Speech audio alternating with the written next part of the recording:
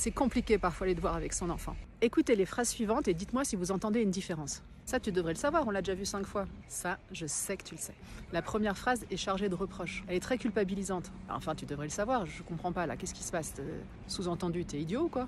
Alors que dans la seconde, en lui disant « je sais que tu sais », vous l'encouragez, vous lui dites que vous avez confiance en lui, vous croyez en ses capacités. Ça leur permet même de faire une petite introspection. Ah, je le sais déjà. C'est un sentiment agréable, ça fait du bien à entendre. Ah, c'est quand même chouette quand les parents croient en nous. Je vous donne d'autres exemples. À ton âge, t'as encore besoin d'une tétine? Hyper culpabilisant. Alors que je sais que tu peux passer la journée sans tétine. Rappelle-toi, tu l'as fait hier. Ça, c'est encourageant. Nous avons tous beaucoup plus besoin de personnes qui nous encouragent que de personnes qui nous critiquent. La prochaine fois que votre enfant n'arrive pas à faire quelque chose, dites-lui que vous croyez en lui et accompagnez-le dans sa quête d'autonomie. Ah, mais c'est pas vrai, t'en as partout, mais c'est pas possible ce yaourt. Chérie, je sais que tu vas y arriver. T'as 2 ans, c'est normal. Les habits, ça se nettoie.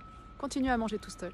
Dans un cas, on culpabilise l'enfant, alors que dans l'autre cas, l'intonation et l'intention changent complètement. Je sais que tu l'as en toi, t'as les capacités, je te fais entièrement confiance et je serai toujours là pour t'accompagner. Dans le cas où on encourage l'enfant, ça va beaucoup l'aider avec l'estime qu'il a de lui-même. Et puis ça va décupler ses envies de progresser, de s'y mettre, d'y arriver. Dans l'autre, c'est tellement démoralisant qu'il y a de grandes chances que ça finisse en drame. Mais puisque je te dis que je suis nulle et que j'y arriverai jamais... Oui, bah si tu continues comme ça, c'est sûr que tu vas jamais y arriver. Ça vous rappelle des souvenirs d'enfance? Et c'est exactement pareil quand notre enfant commet une maladresse. Il a renversé de l'eau partout en se servant. Qu'est-ce qui va l'aider le plus à progresser et à gagner en autonomie? Qu'on lui fasse remarquer que, oh, franchement, qu'est-ce que t'es maladroit? Ou alors, t'inquiète pas, tu vas y arriver. Prends la carafe à 2 mains. Et puis, l'éponge est sous l'évier si t'as besoin de nettoyer. Je lui communique ma confiance, je l'aide à réparer sa bêtise et je l'encourage à faire tout seul. Quand on se sent démuni en tant que parent, on est prompt à critiquer et à dévaloriser, mais même sans le faire exprès et sans le vouloir.